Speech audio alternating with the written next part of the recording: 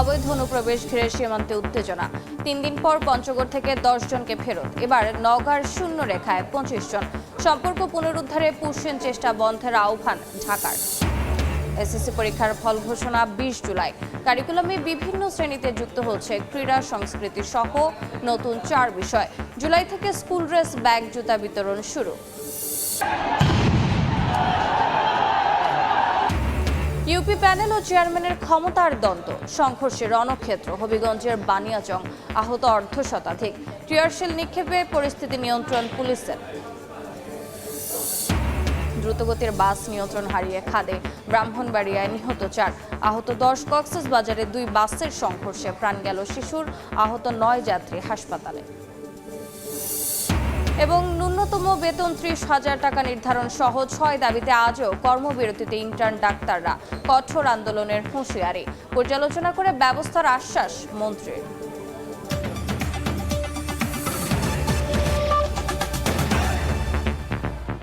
বাংলার সময়ের সঙ্গে আছে আমি রোজা চৌধুরী। একের পর এক পুষিন চেষ্টা ঘিরে বিভিন্ন সীমান্তে তৈরি হয়েছে উত্তেজনা। জোর করে ঠেলে পাঠানোর চেষ্টা ব্যর্থ হওয়ায় 3 দিন পর পঞ্চগড় সীমান্তের শূন্য রেখা থেকে নারী, শিশু সহ 10 জনকে ফেরত নিয়েছে বিএসএফ। নওগাঁ সীমান্ত দিয়ে 3 ঘন্টা ধরে দফায় দফায় 25 জনকে পুষিনের চেষ্টা হলেও রুখে দিয়েছে বিজিবি ও গ্রামবাসী। তাদের শূন্য রেখায় রাখা হয়েছে। লালমনিরহাট সীমান্ত দিয়ে 50 থেকে 60 জনকে পুষিনের চেষ্টাও ব্যর্থ করে দিয়েছে বিজিবি।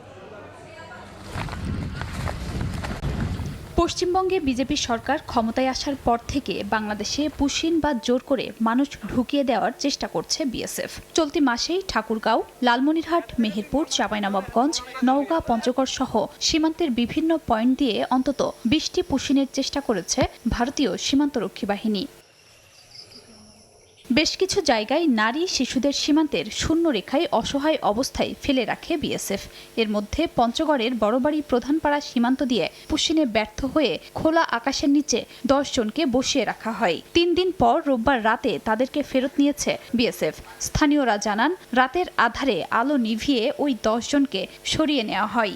কালকে হঠাৎ করেই তাদের দীর্ঘ সময় লাইট বন্ধ থাকে। বন্ধ থাকার পরে এক সময় তারা গেটের ভিতরে তাদেরকে নিয়ে যায়। সকালবেলা দেখি এখানে নাই। এখন পরিস্থিতি ভালো আছে, ইন্ডিয়ান বিএসএফও এখন নাই, উত্তেজনা নেই। রাতে 2:40-এর দিকে ওরা প্রথমে বর্ডার সিকিউরিটি লাইট অফ করে দিয়ে পরে ওদেরকে নিয়ে চলে গেছে। আমাদেরকে জানিয়েছে, আমরা সতর্ক ছিলাম যাতে নিয়ে যাওয়ার কথা বললে আবার অন্য কিছু না করে।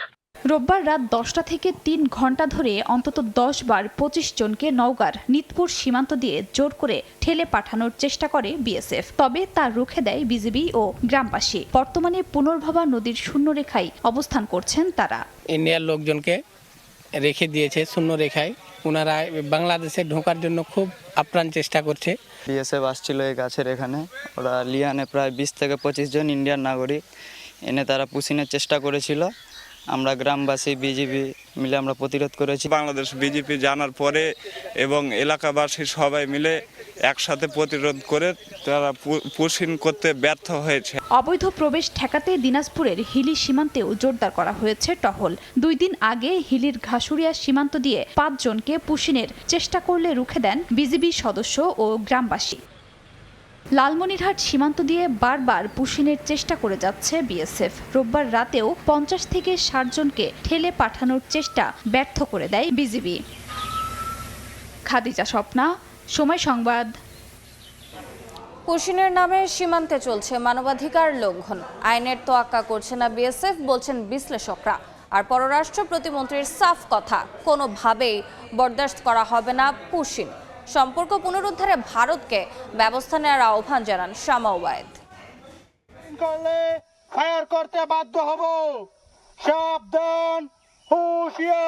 পশ্চিমবঙ্গে বিজেপি সরকার ক্ষমতায় আসার পর থেকে বাংলাদেশ সীমান্তে পুশিন নিয়ে উত্তেজনা শুরু হয়েছে। বাংলাদেশি দাবি করে প্রতিদিনই পুশিনের চেষ্টা অব্যাহত রাখছে ভারতীয় সীমান্তরক্ষী বাহিনী বিএসএফ। এ অবস্থায় নয়াদিল্লিতে অনুষ্ঠিত হচ্ছে বিজিবি বিএসএফ বৈঠক, যেখানে আলোচনায় অগ্রাধিকার পেতে পারে পুশিন ইস্যু। সীমান্তে অস্থিরতা উভয় দেশের জন্য ক্ষতিকর দাবি করে বিশ্লেষকরা বলছেন, পশ্চিমবঙ্গে বিজেপি সরকার ক্ষমতায় আসার পর সীমান্ত সংকট প্রকট হয়েছে। খুবই ব্লেটেন্ট বাংলাদেশ বিরোধিতা শুভেন্দু অধিকারী এবং তার দলের, সেখান থেকে তারা বের হয়ে আসতে পারেননি এবং সেটাকে উপজীব্য করেই তারা এখন মনে হচ্ছে যে তারা পশ্চিমবঙ্গে ক্ষমতাকে আরো সুসংহত করতে চাইছেন। কিন্তু এই যে তথাকথিত অবৈধ বাংলাদেশি তারা খুঁজে বের করেছে এবং এর মধ্যে অবৈধ বাংলাদেশি থাকতেও পারে, আমি জানি না, ভেরিফিকেশন হওয়া প্রয়োজন। এটি ফেরত পাঠানোর আন্তর্জাতিক স্বীকৃত অনেক পদ্ধতি আছে এবং সিভিলাইজ অনেক পদ্ধতি আছে যেটি অন্যান্য রাষ্ট্র অনুসরণ করে, ভারত সেটি করতে পারত। অবৈধ অনুপ্রবেশের চেষ্টার সমালোচনা করে বিশ্লেষকরা বলছেন, ভারতে অবৈধ বাংলাদেশি থাকলে প্রমাণ সাপেক্ষে আন্তর্জাতিক আইন মেনে ব্যবস্থা নিতে হবে। যদি আমাদের সত্যিকার অর্থে কোনো বাংলাদেশি সীমান্ত অতিক্রম করে থাকে, আমরা তাদের নিব, কিন্তু প্রমাণ সাপেক্ষে, এবং সেটা আমরা করব। অশান্ত সীমান্ত কোনোদিনই আমাদের জন্য কারোর জন্য শুভকর হবে না। পুশিন বন্ধে দিল্লিকে কার্যকর ব্যবস্থা নেওয়ার আহ্বান জানিয়ে পররাষ্ট্র প্রতিমন্ত্রী বলেন, নতুবা দ্বিপাক্ষিক সম্পর্ক পুনরুদ্ধারে প্রভাব পড়তে পারে। কোনোভাবেই পুশিনকে আমরা অ্যালাউ করছি না।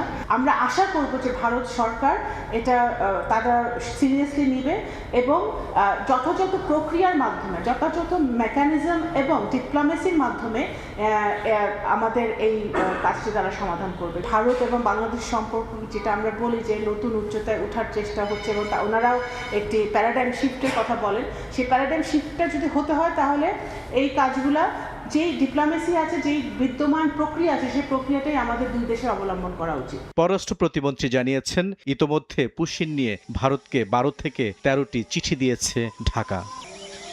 বুলবুল রিজা, সময় সংবাদ, ঢাকা। দুই দেশের কূটনৈতিক তৎপরতায় ভারতের কারাগার থেকে মুক্তি পেয়ে দেশে ফিরল 91 বাংলাদেশি জেলে। বঙ্গোপসাগরের আন্তর্জাতিক জলসীমায় ভারতীয় কোস্টগার্ডের কাছ থেকে 4টি মাছ ধরার ট্রলার সহ জেলেদের গ্রহণ করে কোস্টগার্ড পশ্চিম জোন। পরে তাদের পরিবারের কাছে হস্তান্তর করা হয়। কোস্টগার্ড জানায়, আন্তর্জাতিক সমুদ্রসীমা সংলগ্ন ভারতীয় জলসীমায় অবৈধভাবে মৎস্য আহরণের অভিযোগে গত বছরের ডিসেম্বর এবং চলতি বছরের বিভিন্ন সময় ফিশিং বোট সহ বাংলাদেশি জেলেদের আটক করে ভারতীয় কোস্টগার্ড। পাঠানো হয় কারাগারে। পরে পররাষ্ট্র মন্ত্রণালয়ের কূটনৈতিক প্রচেষ্টা এবং বাংলাদেশ কোস্টগার্ড ও ভারতীয় কোস্টগার্ডের সমন্বয়ে আটক জেলেদের বাংলাদেশে প্রত্যাবর্তনের সিদ্ধান্ত নেওয়া হয়। এর আগে গত 30 জানুয়ারি বন্দি বিনিময় চুক্তির আওতায় 128 জেলে দেশে ফেরত আসে।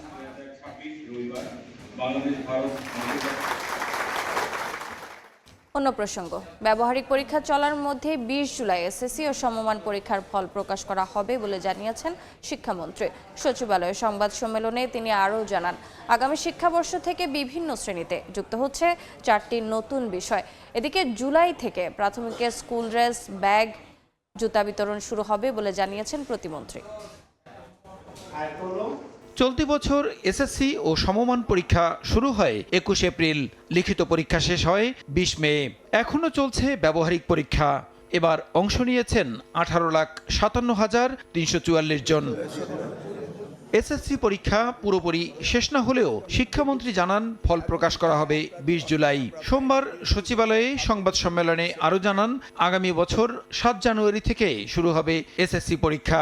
এসএসসি রেজাল্ট আমরা 20 জুলাই আউট করব, সেই নির্দেশনা আমরা দিয়ে দিয়েছি এবং পরবর্তীতে আমাদের এসএসসি পরীক্ষার রুটিন এবং আমরা সবকিছু অ্যানাউন্স করেছি। মন্ত্রী জানান, স্কুল পর্যায়ের শিক্ষার্থীদের কারিকুলাম পরিমার্জনের কাজ চলছে। আগামী শিক্ষাবর্ষ থেকে বিভিন্ন শ্রেণীতে যুক্ত হচ্ছে ক্রীড়া, সংস্কৃতি, কারিগরি বৃত্তি এবং লার্নিং উইথ হ্যাপিনেস নামে 4টি নতুন বিষয়। পরিমার্জনের জন্য আমরা বসছি এবং সেগুলি আমরা রেডি করে ফেলেছি। আর আমরা 2027-এর বই আমরা 2026-এর ডিসেম্বর 25-এর ভিতরে দেব। কারিকুলামের উপর ব্যাপক কাজ চলছে। টোটাল চেঞ্জ যেটা আশা করছেন সেটা আমরা কাজ শুরু করেছি। 2028-এ গিয়ে আপনারা সেটা দেখতে পাবেন। এদিকে প্রাথমিক ও গণশিক্ষা প্রতিমন্ত্রী ববি হাজ্জাদ জানান, আগামী জুলাই থেকেই প্রাথমিক শিক্ষার্থীদের স্কুল ড্রেস, ব্যাগ ও জুতা মোজা দেয়া শুরু হবে। কার্যক্রম উদ্বোধন করবেন প্রধানমন্ত্রী তারেক রহমান। সরকারি প্রাথমিক বিদ্যালয়ের শিক্ষার্থীদের ফ্রি ইউনিফর্ম দেওয়ার ব্যবস্থা করছি। আগামী জুলাই আগস্টের ভিতরে আমরা পাইলটে যাচ্ছি। এই পাইলটে পাট মন্ত্রণালয় থেকে 5 লক্ষ পাটের স্কুল ব্যাগ প্রদান করবে। ইউনিফর্ম এবং জুতো স্টুডেন্টসদের কাছে, প্রাথমিকের শিক্ষার্থীদের কাছে পৌঁছে দেয়া। সেখানে এলজিআরডি মন্ত্রণালয় থেকেও বড়ভাবে ওনারা আমাদেরকে সহযোগিতা করবেন। পাইলট প্রকল্পের আওতায় প্রথম পর্যায়ে 1 লাখ শিক্ষার্থীকে স্কুল ড্রেস সহ বিভিন্ন সামগ্রী দেয়া হবে বলেও জানান প্রতিমন্ত্রী। আপনাদেরকে আমাদের প্রসূন আশিস, সময় সংবাদ, ঢাকা। নারায়ণগঞ্জের রূপগঞ্জে নির্মাণাধীন গন্ধর্বপুর শোধনাগার থেকে প্রথম ধাপে 50 কোটি লিটার পানি রাজধানীতে সরবরাহ করা হবে। দ্বিতীয় ধাপের কাজ সম্পন্ন হলে যুক্ত হবে আরও 50 কোটি লিটার। সকালে প্রকল্প এলাকা পরিদর্শন শেষে তথ্য জানান স্থানীয় সরকার মন্ত্রী মির্জা ফখরুল ইসলাম আলমগীর। জানান প্রায় 10,000 কোটি টাকা ব্যয়ের এই প্রকল্পের 97% কাজ সম্পন্ন হয়েছে। ক্রমবর্ধমান পানির চাহিদা পূরণে এ প্রকল্প গুরুত্বপূর্ণ ভূমিকা রাখবে বলেও জানান স্থানীয় সরকার মন্ত্রী। রাজধানীর ভূগর্ভস্থ পানির স্তর নিচে নেমে যাওয়ায় বিকল্প ও টেকসই উৎস নিশ্চিতে মেঘনার পানি শোধনের এই উদ্যোগ হাতে নেওয়া হয়েছে। আগামী বছরের মধ্যে পূর্ণাঙ্গ কার্যক্রম চালুর আশা মন্ত্রীর।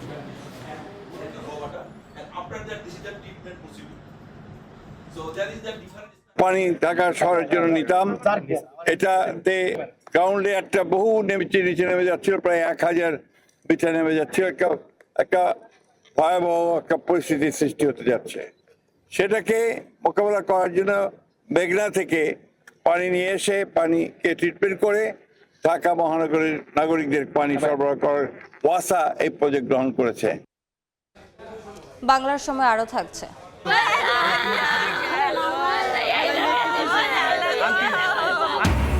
নিখোঁজের একদিন পর বরগুনায় খালে মিলল ব্যবসায়ীর মাথাবিহীন মরদেহ। বাড়ি থেকে ডেকে নিয়ে খুন। যশোরে গৃহবধূকে কুপিয়ে হত্যার পর স্বামীর আত্মহত্যার চেষ্টা। হবিগঞ্জে ইউনিয়ন পরিষদের দায়িত্বভার নিয়ে সংঘর্ষে জড়ালেন প্যানেল চেয়ারম্যান এবং কারামুক্ত চেয়ারম্যানের সমর্থকেরা। এতে আহত হয়েছেন অন্তত 30 জন। পুরো এলাকায় উত্তেজনা ছড়িয়ে পড়লে পরিস্থিতি নিয়ন্ত্রণে আনে পুলিশ। হবিগঞ্জের বানিয়াচংয়ের বড়ইউরি ইউনিয়ন পরিষদের চেয়ারম্যান এবং প্যানেল চেয়ারম্যানের মধ্যে বিরোধের জেরে সংঘর্ষে জড়ায় দুপক্ষ। স্থানীয়রা জানান অপারেশন ডেভিল হান্ট চলার সময় গ্রেপ্তার হন বড়ইউরি ইউনিয়ন পরিষদের চেয়ারম্যান, কার্যক্রম নিষিদ্ধ আওয়ামী লীগের নেতা ফরিদ আহমেদ। পরে ইউনিয়ন পরিষদের দায়িত্ব নেন প্যানেল চেয়ারম্যান ও যুবদল নেতা মিজানুর রহমান কপিল। কারাভোগ করে ফরিদ আহমেদ জামিনে মুক্তি পাওয়ার পর চেয়ারম্যানের দায়িত্বভার নিতে চাইলে তাতে আপত্তি জানান মিজানুর রহমান কপিল। এ নিয়ে দুজনের মধ্যে চলছিল দ্বন্দ্ব। এর মধ্যে সোমবার সকালে ইউনিয়ন পরিষদে কৃষকদের মাঝে সরকারি নগদ অর্থ ও চাল বিতরণ অনুষ্ঠানে ফরিদ আহমেদ উপস্থিত হলে উত্তেজনা তৈরি হয়। কথা কাটাকাটিতে জড়িয়ে পড়েন ফরিদ আহমেদ ও মিজানুর রহমান। পরে অস্ত্রশস্ত্র নিয়ে সংঘর্ষে জড়িয়ে পড়ে দুই পক্ষের সমর্থকরা। প্রায় 2 ঘণ্টা ধরে চলা সংঘর্ষে আহত হন অন্তত 30 জন। পরিস্থিতি নিয়ন্ত্রণে এলাকায় মোতায়েন করা হয়েছে অতিরিক্ত পুলিশ। সময় সংবাদ, হবিগঞ্জ। ব্রাহ্মণবাড়িয়ার সরাইলে যাত্রীবাহী বাস খাদে পড়ে 4 জন নিহত হয়েছেন। আহত হয়েছেন অন্তত 10 জন। এদিকে কক্সবাজারের 2 বাসের মুখোমুখি সংঘর্ষে এক শিশু নিহত হয়েছে। আহত 9 যাত্রী বিভিন্ন হাসপাতালে ভর্তি। নিয়ন্ত্রণ হারিয়ে খাদে পড়ল যাত্রীবাহী বাস। ঘটনাস্থলেই প্রাণ গেল নারী, শিশুসহ 4 জনের। সোমবার হবিগঞ্জের মাধবপুর থেকে যাত্রী নিয়ে ব্রাহ্মণবাড়িয়া যাচ্ছিল দিগন্ত পরিবহনের বাস। ঢাকা সিলেট মহাসড়কের সরাইলের বৈষম্যরা এলাকায় একটি ট্রাক ওভারটেক করতে গেলে নিয়ন্ত্রণ হারিয়ে খাদে পড়ে যায় বাসটি।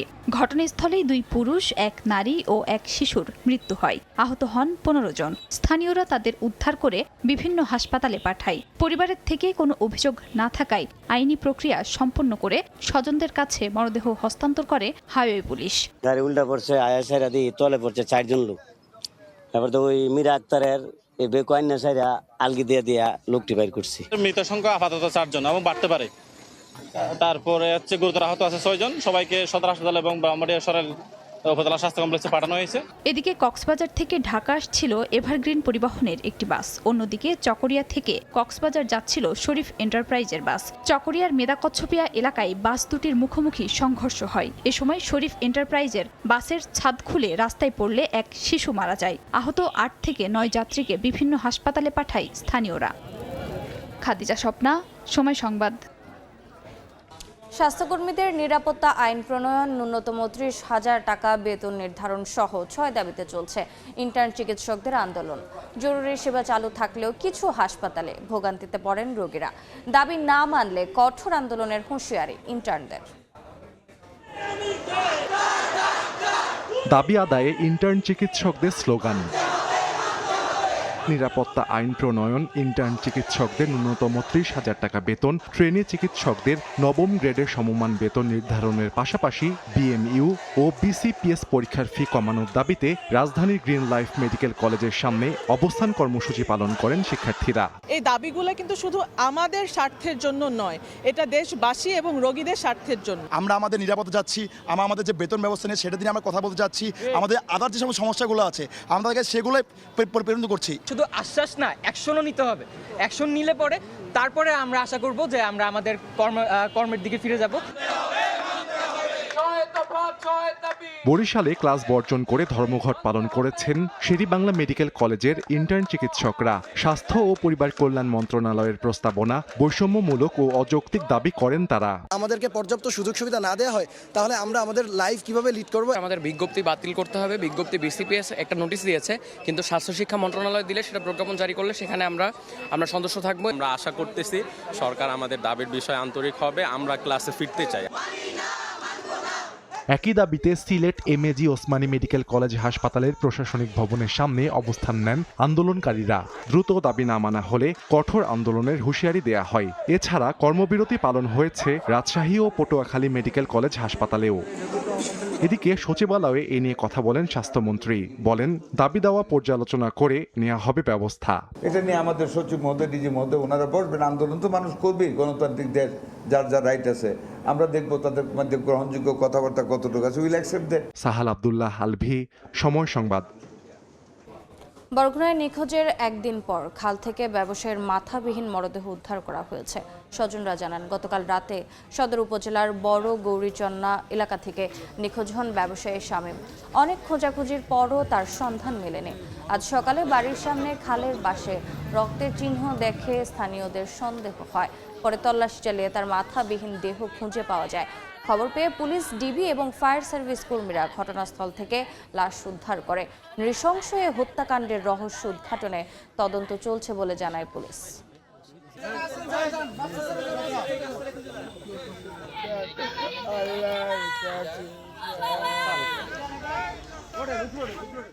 আর বলাইয়া আছে ওই টাকা দেবে, কত 60,000 টাকা আর ডাল 30,000। আমার ছেলের বিচার চাই। আশেপাশে খোঁজাখুঁজি করছি, আমার আত্মীয় স্বজন নিয়ে পুরো এলাকা খোঁজাখুঁজি করছি, কোথাও পাইনি। যে গাইছে দেখছে যে রক্ত দেখার পর মানে যে নিচে নিয়ে গেছে, এটাও দেখা যাইতেছে যে রক্ত পড়ে রয়েছে। তল্লাশির প্রায় 1 থেকে 1.5 ঘন্টা পরে ওই কচুরিপানার ভিতর থেকে একটা গলা কাটা মস্তকবিহীন একটা ডেড বডি উদ্ধার করে। আমরা এখন পর্যন্ত মস্তকটাকে খুঁজে পাইনি। যশোরে নেশার টাকা না পেয়ে স্ত্রীকে কুপিয়ে হত্যার অভিযোগ উঠেছে স্বামীর বিরুদ্ধে। পুলিশ জানায়, ভোরে সদর উপজেলার শেখাটি তামালতলা এলাকায় মাদক কেনার জন্য স্ত্রী সামিনা আক্তারের কাছে টাকা চায় সুজন, কিন্তু দিতে অস্বীকৃতি জানালে দুজনের মধ্যে কথা কাটাকাটি হয়। এক পর্যায়ে সামিনাকে কুপিয়ে জখম করে সে, পরে নিজের শরীরেও ছুরি দিয়ে আঘাত করে। চিৎকার শুনে প্রতিবেশীরা এসে দুজনকেই উদ্ধার করে সদর হাসপাতালে নেন। সামিনাকে মৃত ঘোষণা করেন চিকিৎসক। আহত সুজনকে উন্নত চিকিৎসার জন্য ঢাকায় পাঠানো হয়েছে। লালমনিরহাটের ধরলা নদীতে গোসল করতে নেমে নিখোঁজ হওয়া কিশোর 2 ভাইয়ের এখনও সন্ধান মেলেনি। চলছে উদ্ধার অভিযান। তাদের উদ্ধারের আশায় উৎকণ্ঠায় পরিবারের সদস্য এলাকাবাসী। সকাল থেকে সদর উপজেলার মোগলহাট এলাকায় দ্বিতীয় দিনের মতো ফায়ার সার্ভিসের ডুবুরি দল ধরলা নদীর বিভিন্ন স্থানে তল্লাশি কার্যক্রম শুরু করে, তবে এখনও সন্ধান পাওয়া যায়নি মোগলহাট উচ্চ বিদ্যালয়ের 8ম শ্রেণীর শিক্ষার্থী শাউন ও 9ম শ্রেণীর শিক্ষার্থী সাব্বিরের। রোববার দুপুরে শাউন, সাব্বির ও তাদের বন্ধু মেহেদি ধরলা নদীতে গোসল করতে নামে। এ সময় মেহেদি সাঁতরে তীরে উঠতে সক্ষম হলেও শাউন ও সাব্বির স্রোতের টানে নদীতে তলিয়ে যায়। ঘটনার পর স্থানীয়রা উদ্ধার চেষ্টা চালিয়ে ব্যর্থ হলে খবর পেয়ে অভিযান চালায় ফায়ার সার্ভিস।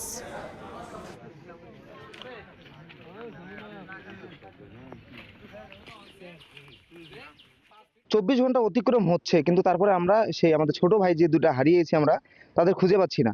তারা যদি মানে সকালবেলা চলে আসতো হয়তোবা এতক্ষণে খোঁজাখুঁজি করতো, হয়তোবা পাইতে পারতাম। লালমাটি জেলার মধ্যে কোনো ডুবেরু বলতে নাই। রংপুর বিভাগ কত দূর এখান থেকে? এই রংপুর থেকে লোক আসছে এখানে, কালকে ডুবেরু আসছে, প্রায় 1 ঘন্টা খোঁজাখুঁজি করছে, পরে চলে গেছে। এদিকে নেত্রকোনায় পানিতে ডুবে 14 মাসের শিশুর মৃত্যু হয়েছে। সকালে কলমাকান্দার বামনগাঁও গ্রামে উঠানে খেলছিল শিশু সাদিয়া। দীর্ঘ সময় ধরে তাকে দেখতে না পেয়ে খোঁজাখুঁজি শুরু করেন স্বজন ও প্রতিবেশীরা। ঘটনার এক পর্যায়ে বাড়ির পাশের পুকুরে শিশুটিকে ভাসমান অবস্থায় দেখতে পান স্থানীয়রা। পরে তাকে উদ্ধার করে স্থানীয় উপজেলা স্বাস্থ্য কমপ্লেক্সে নিলে মৃত ঘোষণা করেন চিকিৎসক। এর আগে গত 26 মে একই উপজেলায় পানিতে ডুবে 2 জন সহ মোট 5 শিশুর মৃত্যু হয়।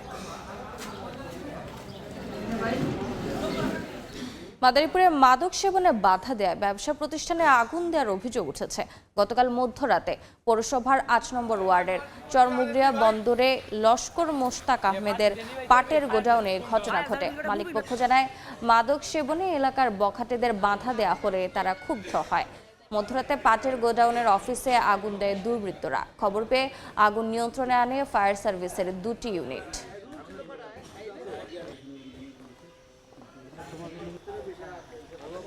নীলফামারীর সৈয়দপুরে রেলওয়ের জলাশয়ে ভরাট করে গড়ে তোলা 9টি অবৈধ স্থাপনা উচ্ছেদ করা হয়েছে। সকাল থেকে রেলওয়ে স্টেশনের উত্তর দিকে গোলাহাট এলাকায় এই অভিযান চালায় রেলওয়ে কর্তৃপক্ষ। জেলা প্রশাসনের সহায়তায় অভিযানের নেতৃত্ব দেন রেলওয়ের পাকশি বিভাগীয় ভূসম্পত্তি কর্মকর্তা ও নির্বাহী ম্যাজিস্ট্রেট শফিকুল ইসলাম। এ সময় জলাশয়ে ভরাট করে গড়ে তোলা 9টি পাকা ও আধা পাকা বসতঘর এবং অন্যান্য স্থাপনা গুঁড়িয়ে দেওয়া হয়। ঝিনাইদহে আওয়ামী লীগ নেতার দেয়া হয়রানিমূলক মামলা প্রত্যাহারের দাবিতে মানববন্ধন করেছে গ্রামবাসী। সকালে শৈলকুপার উত্তর মির্জাপুর বাজারে ভুক্তভোগী 10টি পরিবার সহ এলাকাবাসী অংশ নেয়। এ সময় তারা অভিযোগ করেন, ভরাট হওয়া ডাকোয়া নদীর 3টি স্থানে 3 একর 53 শতক জমি ওই গ্রামের আওয়ামী লীগ নেতা আমিরুল ইসলাম বাবলু জোয়ারদার ভুয়া কাগজ দেখিয়ে রেকর্ড করে নেন।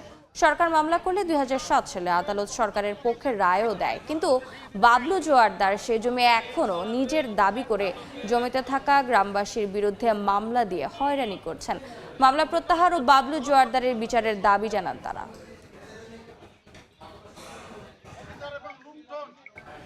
আশুলিয়ায় অজ্ঞান পার্টি চক্রের 3 সদস্যকে গ্রেফতার করা হয়েছে।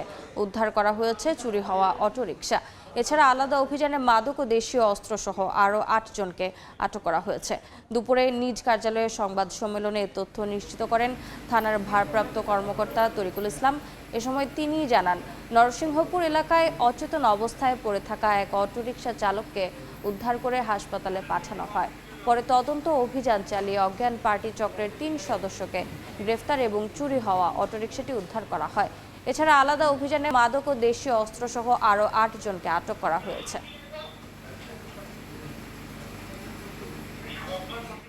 বাংলার সময় আরও থাকছে। চট্টগ্রামের দুর্গম পাহাড়ি এলাকা জঙ্গল সলিমপুরে সড়ক যোগাযোগ ব্যবস্থার উন্নয়নে উদ্যোগ। সেনাবাহিনীর তত্ত্বাবধানে নির্মাণ কাজ শুরু, বাড়বে নাগরিক সুবিধা।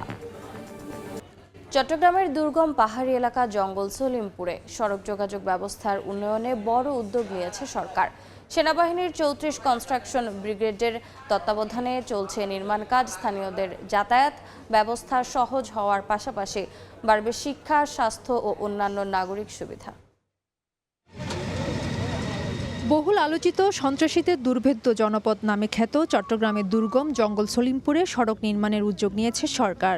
অপরিকল্পিত বসতি, ভূমি দখল ও আইনশৃঙ্খলা পরিস্থিতি অবনতির কারণে দীর্ঘদিন ধরে আলোচনায় থাকা এলাকাটিতে 4টি সড়ক নির্মাণের কাজ শুরু করেছে সেনাবাহিনীর 34 কনস্ট্রাকশন ব্রিগেড।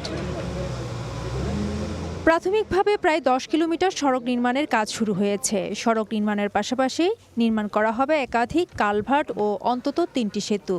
আধুনিক ড্রেনেজ ব্যবস্থাও যুক্ত হবে প্রকল্পে। এছাড়া দুর্গম ও ঝুঁকিপূর্ণ এলাকায় কাজ পরিচালনার জন্য নেওয়া হয়েছে বিশেষ নিরাপত্তা ব্যবস্থা। র্যাব, পুলিশ ও বিজিবির সহায়তায় নির্মাণ কাজে শতভাগ নিরাপত্তা নিশ্চিত করা হচ্ছে। এলাকার পরিস্থিতি বিবেচনায় আমাদের নিজস্ব সিকিউরিটি আমরা ক্লোজ প্রোটেকশন আপনারা দেখতে পাচ্ছেন যে আমরা শতভাগ নিশ্চিত করে আমরা কাজ করছি। সড়ক নির্মাণ শেষ হলে স্থানীয়দের যাতায়াত ব্যবস্থা সহজ হওয়ার পাশাপাশি বাড়বে শিক্ষা, স্বাস্থ্য ও অন্যান্য নাগরিক সুবিধা।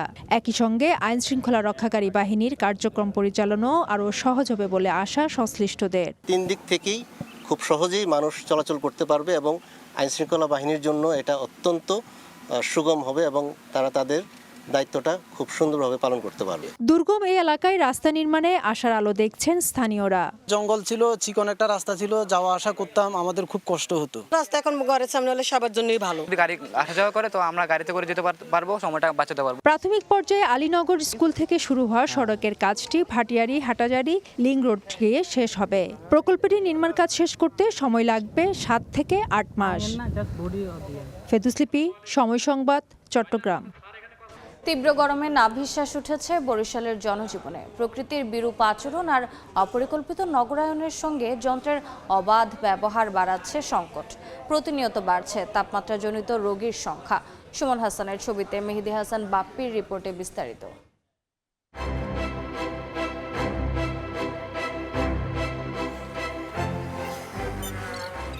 মাথার উপর গনগনে সূর্য, শরীর বেয়ে নামছে অবিরাম ঘাম। অসহ্য এই গরমে ঘরের বাইরে বের হওয়াই যেন এখন হয়ে উঠেছে সবচেয়ে কঠিন। চলতি মাসে মৃদু তাপদাহে পুড়ছে বরিশাল। আবহাওয়া অফিসের পূর্বাভাসে মাস জুড়ে তাপমাত্রা থাকবে স্বাভাবিকের চেয়ে বেশি। পারদ উঠতে পারে 38 থেকে 39 ডিগ্রি সেলসিয়াসে। জলীয় বাষ্পের পরিমাণ বেশি থাকার কারণে এবং তাপমাত্রা বেশি থাকার কারণে জনমনে গরমের অস্বস্তি বোধটা বেশি হচ্ছে। অধিক তাপমাত্রার কারণে অসুস্থ হচ্ছেন মানুষ। হাসপাতালে বাড়ছে রোগীর সংখ্যা। গরমের প্রভাবে আমার বাবা বমি করে। দেখা গেছে 50 টাকা করছি, আমার 30 টাকা মনে করেন যে কোনো দোকান বরফ মরফ ঠান্ডা মান্ডা খাইতে হয়। শহরে দিন দিন গাছ কমলেও বাড়ছে কাচ ঘেরা বহুতল ভবন। এসব ভবনের কক্ষ শীতল রাখতে ব্যবহার হচ্ছে শীতাতাপ নিয়ন্ত্রণ যন্ত্র। পানির লেয়ারটা নিচে নেমে গেছে আমাদের জলাশয় ভরাট এবং প্রপার ড্রেনেজ ব্যবস্থা না থাকার কারণে, যার ফলে নিচে পানির মাটির আর্দ্রতাটা কমে গেছে এবং মাটি শুষ্ক হয়ে উঠে উপরের সারফেসে তাপমাত্রাটাকে বৃদ্ধি করতেছে। এসি থেকে নির্গত গ্যাস পরিবেশের ক্ষতির পাশাপাশি উত্তপ্ত বাতাস বায়ুমণ্ডলে উঠতে না পারায় তৈরি হচ্ছে কৃত্রিম তাপদ্বীপ। এসিতে রেফ্রিজারেন্ট গ্যাস ব্যবহার করা হয় এবং এই গ্যাস মূলত যে এসি বের করে দেয়, এতে বায়ুমণ্ডলের যে স্তর রয়েছে সেখানে তাপ বিকিরণের বাধা সৃষ্টি করে। আবহাওয়া অফিসের তথ্য মতে কৃত্রিম উত্তাপে প্রতি বছর বরিশালে গড় তাপমাত্রা বাড়ছে 0.5 ডিগ্রি সেলসিয়াস পর্যন্ত। মেহেদি হাসান বাপ্পি, সময় সংবাদ, বরিশাল। স্থানীয় বিদ্যুৎ চাহিদার সবটুকুই জেলায় উৎপাদিত হলেও ঘন ঘন লোডশেডিংয়ে ভোলায় তীব্র ভোগান্তিতে গ্রাহকরা। তাদের অভিযোগ, বিতরণকারী সংস্থার অব্যবস্থাপনা ও গাফিলতিতে মাসের পর মাস এই অবস্থা। সমস্যার সমাধানের আশ্বাসেই সীমাবদ্ধ কর্তৃপক্ষ। নাসিরউদ্দিন লিটনের রিপোর্ট, ছবি তুলেছেন উৎপল দেবনাথ।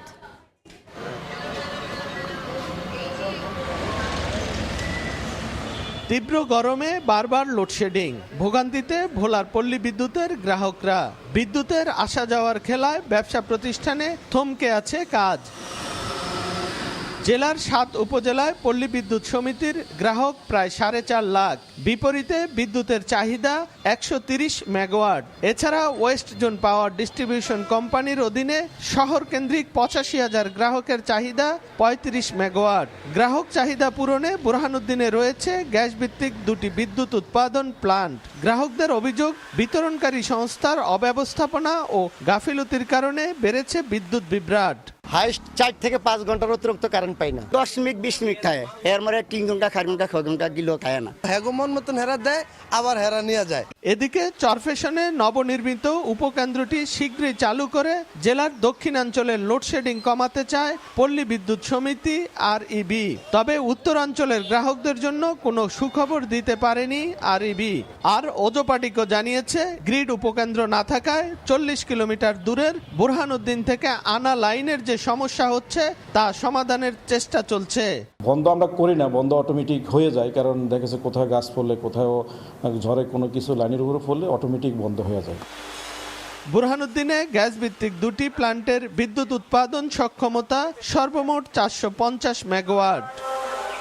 নাসিরউদ্দিন লিটন, সময় সংবাদ, ভোলা। সুনামগঞ্জে চামটি নদীর ফসল রক্ষা বাঁধ ভেঙে হাওড়ে ঢুকছে পানি। স্থানীয়রা জানান, সকালে দিরাই উপজেলার দুর্গাপুর এলাকায় নদীর ফসল রক্ষা বাঁধের প্রায় 50 মিটার এলাকা ভেঙে যায়।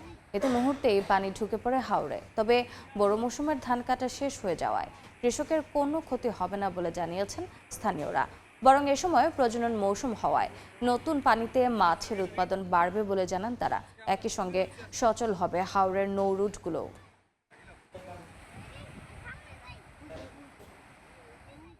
ক্রমশই ছোট হচ্ছে বরিশালের মানচিত্র। গত ৩৮ বছরের স্যাটেলাইটের চিত্র বিশ্লেষণে দেখা গেছে নদীগর্ভে বিলীন হয়েছে মাইলের পর মাইল ফসলি জমি, ঘরবাড়ি আর গুরুত্বপূর্ণ স্থাপনা।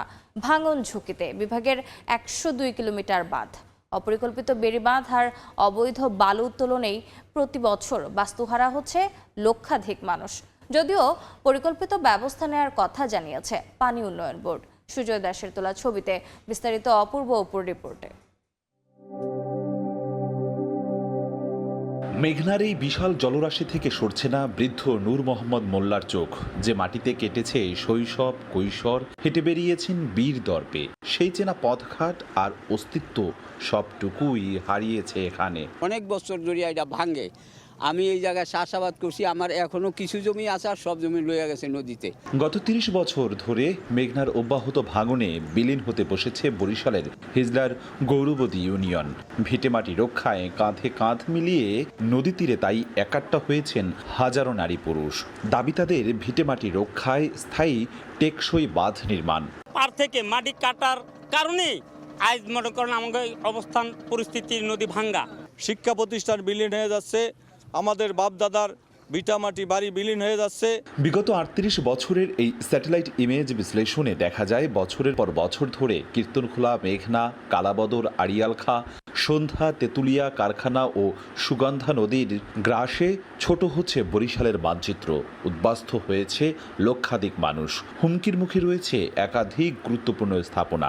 এমনকি নদী তীরে স্থায়ী বাঁধ নির্মাণের পরও দেখা দিয়েছে ভাঙন। বাদ দেওয়ার পরে আমাকে মন তো অনেক বড় হয়েছিল যে নদী আর ভাঙবে না, কিন্তু এখন দেখতেছি যে অবস্থা নদীর, তাতে এলাকা থাকে কি নেই সন্দেহ। রাত্রে আমাকে ভয় লাগে ঘুমাইতে, আমরা বাচ্চা কাচ্চারা ঘুমাই খুব ঝুঁকি নিয়ে। পানি উন্নয়ন বোর্ডের তথ্যে বিভাগের ১০২ কিলোমিটার বাঁধ ভাঙন ঝুঁকিতে রয়েছে। তবে বিশেষজ্ঞরা বলছেন নদীর তলদেশ থেকে অবাধে বালু উত্তোলন ঝুঁকি বাড়াচ্ছে কয়েক গুণ। এখানে যে মানচিত্র এটা কিন্তু পরিবর্তন হয়ে যাচ্ছে এবং তার যে অবস্থা, মাটির যে অবস্থা, সেটাও কিন্তু চেঞ্জ হচ্ছে। স্টাডি করতেছি এবং নতুন প্রকল্প আমরা অনুমোদনের জন্য আমরা সাবমিট করছি এবং অনুন্নয়ন প্রকল্পের আওতায়, পরিচালন খাতের আওতায়ও আমাদের কিছু কিছু অংশ যেগুলো আমরা উন্নয়ন প্রকল্পের বাইরে গিয়ে নতুন করে ভাঙন দেখা দিয়েছে, সেগুলো আমরা কাজ বাস্তবায়ন করছি। পরিবেশ গবেষক ও বিভিন্ন সংস্থার পরিসংখ্যান অনুযায়ী গত ৫ বছরে বিভাগের অন্তত ১২০ বর্গ কিলোমিটার ফসলি জমি, ঘরবাড়ি আর চরাঞ্চল স্থায়ীভাবে বিলীন হয়েছে নদীগর্ভে। অপূর্ব অপু, সময় সংবাদ, বরিশাল।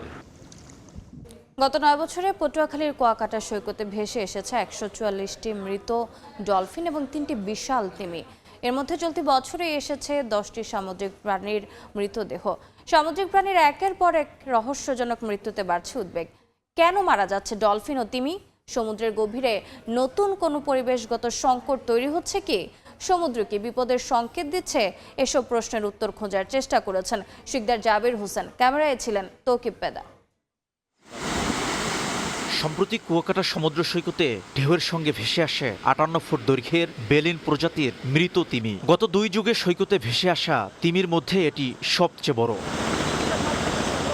শুধু তিমিই নয়, সৈকতে প্রায় ভেসে আসছে মৃত ডলফিন, কচ্ছপ সহ নানা সামুদ্রিক প্রাণী। দিন দিন বাড়ছে এর সংখ্যাও। বিষয়টি উদ্বেগ তৈরি করেছে পরিবেশবিদ ও গবেষকদের মাঝে। ডলফিন রক্ষা কমিটির তথ্য বলছে গত ৯ বছরে সৈকতে ভেসে এসেছে অন্তত ১৪৪টি মৃত ডলফিন এবং ৩টি তিমি। চলতি বছরই মিলেছে ৯টি ডলফিন ও ১টি তিমির মরদেহ। ডলফিনের যে সিমটমগুলো আমরা বিভিন্ন সংস্থাকে দিয়েছি, সরকারি এবং বেসরকারি, আসলে আমাদেরকে এখন পর্যন্ত কেউই বলতে পারিনি এটা, বা এই তথ্যটা আমাদেরকে দেয়নি কেউ, বা আমরা উদ্ধার করতে পারিনি যে কি কারণে মারা যায়। গবেষকদের মতে ডলফিন শুধু প্রাণীই নয়, সমুদ্রের বাস্তুতন্ত্রের গুরুত্বপূর্ণ সূচক। জাহাজের ধাক্কা, প্লাস্টিক দূষণ, খাদ্য সংকট, পানির পরিবর্তন কিংবা মাছ ধরার জালে আটকে যাওয়ার ঘটনা থাকলেও অজানা থেকে যাচ্ছে মৃত্যুর কারণ। এজন্য প্রয়োজন বৈজ্ঞানিক ফরেনসিক পরীক্ষা ও দীর্ঘমেয়াদী গবেষণা। আমরা যদি ডলফিনের অনুপস্থিতি দেখি তাহলে আসলে আমরা ধরেই নিতে পারি যে আমাদের প্রতিবেশে মারাত্মক প্রভাব ভরে গেছে। সমুদ্রের পানিতে 179 ধরনের মাইক্রোপ্লাস্টিক কণার উপস্থিতি উঠে এসেছে সাম্প্রতিক এক গবেষণায়। খাদ্যচক্রের মাধ্যমে এসব ক্ষুদ্র কণা ডলফিন ও তিমির শরীরে প্রবেশ করে মৃত্যু ঝুঁকি বাড়াচ্ছে বলেও আশঙ্কা রয়েছে। শিকদার জাবির হোসেন, সময় সংবাদ, পটুয়াখালী। পটুয়াখালীর বাজারে কমেছে মাছের সরবরাহ, বেড়েছে দাম। সকালে হেতালিয়া বাঁধঘাটে হাঁক ডাকে চলে মাছ বেচাকেনা। তবে সমুদ্রে মাছ ধরার উপর সরকারি নিষেধাজ্ঞা থাকায় বাজারে দেখা মিলছে না ইলিশের। একই সঙ্গে অন্যান্য সামুদ্রিক মাছের সরবরাহ কমে যাওয়ায় তৈরি হয়েছে অস্থিরতা। সরবরাহ সংকটে প্রায় সব ধরনের মাছই বিক্রি হচ্ছে চড়া দামে। প্রতি কেজি তেলাপিয়া 250 থেকে 300 টাকা, পাঙ্গাস 200 থেকে 250 টাকা, রুই কাতল 350 থেকে 400 টাকা এবং ছোট চিংড়ি 700 থেকে 800 টাকায় বিক্রি হচ্ছে। বিশ্বকাপ ফুটবল উন্মাদনায় ভাসছে দেশ। নড়াইলের লোহাগড়ায় হয়ে গেল ফুটবল বিশ্বের চিরপ্রতিদ্বন্দ্বী ব্রাজিল ও আর্জেন্টিনার সমর্থকদের প্রীতি ম্যাচ। জমজমাটে আয়োজনে বড়দের ম্যাচে আর্জেন্টিনা ও ছোটদের ম্যাচে ব্রাজিল সমর্থকরা জয় পেয়েছেন। জোর করে হারানো হয়েছে। ভোটে হারলে স্কুল কার্ড চুপি, খেলায় হারলে পানিশ পেয়েছি।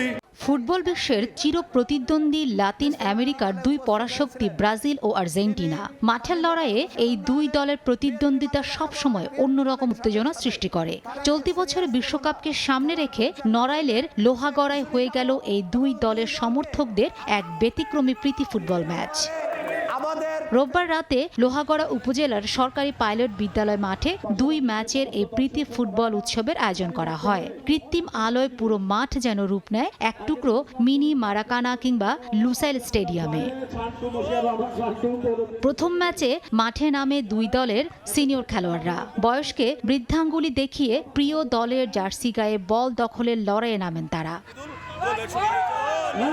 খেলার দ্বিতীয়ার্ধের শুরুতে দারুণ এক সুযোগ কাজে লাগিয়ে গোল উৎসবে মাতে আর্জেন্টিনার সমর্থক দল। 1-0 ব্যবধানে পিছিয়ে পড়ে সমতায় ফিরিয়ে আনতে মরিয়া হয়ে ওঠে ব্রাজিল। কিন্তু পেনাল্টি পাওয়ার পরও তা মিস করায় শেষ পর্যন্ত হার নিয়ে মাঠ ছাড়তে হয় সিনিয়র ব্রাজিল সমর্থকদের। তবে বড় ভাইদের সেই হারের দুঃখ ভুলিয়ে মাঠের মান বাঁচিয়েছে জুনিয়ররা। আজকে রেফারি যিনি, উনি আর্জেন্টিনার সমর্থক।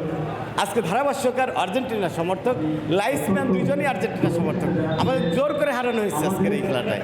ভোটে হারুক, খেলায় হারুক, ভোটে হারলে স্কুল কার্ড চুপি, খেলায় হারলে পানিশ পেয়েছি। তর্ক বিতর্ক আর কথার লড়াই শেষে মাঠের হারজিত যাই হোক না কেন, পারস্পরিক সম্প্রীতি ও সৌহার্দ্য বাড়াতে এমন আয়োজন করতে পেরে খুশি আয়োজক ও খেলোয়াড়রা। সময় সংবাদ, নড়াইল। বাংলার সময়ের শীর্ষ সংবাদগুলো জানিয়ে দিচ্ছে আরেকবার।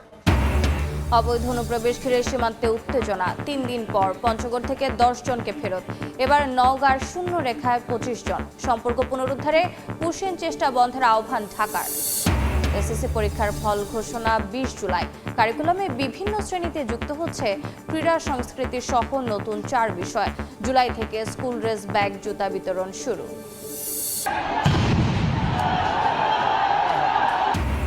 ইউপিও প্যানেল চেয়ারম্যানের ক্ষমতার দ্বন্দ্ব।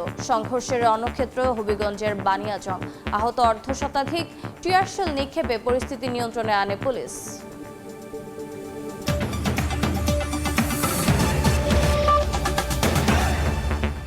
এ ছিল বাংলার সময়। এরপর সন্ধ্যার সময় নিয়ে সঙ্গে থাকবেন জিন্নাতারা জশোয়া। রোজা, আপনাকে ধন্যবাদ। সন্ধ্যার সময় নিয়ে আসছি কিছুক্ষণ পর, সঙ্গেই থাকুন সময়ের।